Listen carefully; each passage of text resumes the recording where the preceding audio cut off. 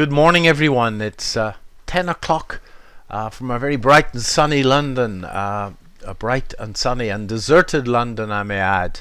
I'm looking at VectorVest USA, and a very good day on the American markets on the 14th of April.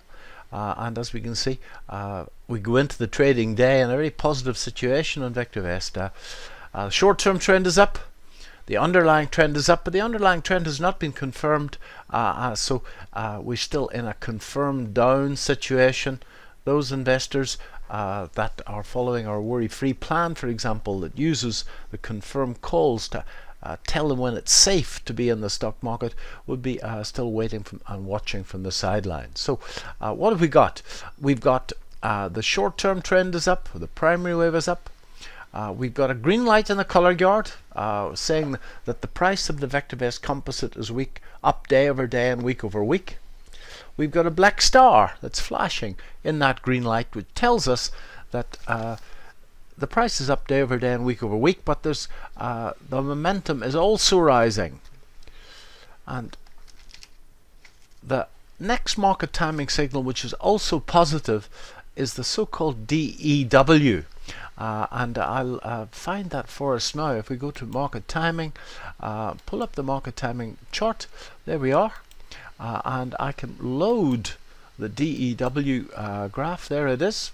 And if I put on the DEW signals, look at it over 6 months, those are the DEW signals, and the DEW gave us a buy signal on the 6th of April, about a week ago or so, and the markets have had a good run since that. So short-term trend is up, underlying trend is up, a medium-term market timing system is up, the DEW is up, but as yet we haven't had a confirmed up. So if we go back to the front page, we can see that the reason that there isn't a confirmed up is that the confirmed up in the US is a function of the buy-sell ratio, and the buy-sell ratio, ladies and gentlemen, still on its knees. It's climbed up a little bit over the last day or two, but still many more companies want to sell than in a buy, and for the confirmed call to be printed, this buy-sell ratio must be greater than 1, and that can happen quite quickly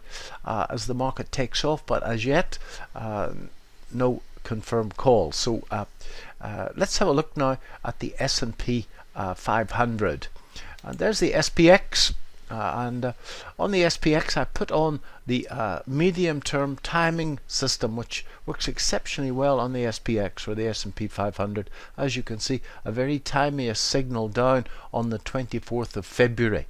And this market fell off the side of a cliff, as you can see. It's done exceptionally well over the last couple of weeks. The short-term systems were telling us to buy towards the end of March. The DEW, the medium-term system, telling us it's time to buy on the 6th. Underlying trend is kicked in as well, so markets have had a good run. Now there are roadblocks here, and I think, folks, that this level is going to be really important. So as you can see, market found support there, broke it, and now is back at that level. So we need to get above this level for this move to come on. However, the market's starting to look a little bit overbought in the short term. If I put on an indicator that I know well called the stochastic, we can see that the stochastic on a scale between 0 and 100 is sitting up about 90. And that's saying that this market is short-term overbought. It can go a little bit further because you can see these things haven't crossed over. But what is a little damning is the reverse divergence pattern that I can see on the stochastic and the price. Now I'll be talking about divergences in my section of the precision swing trading course.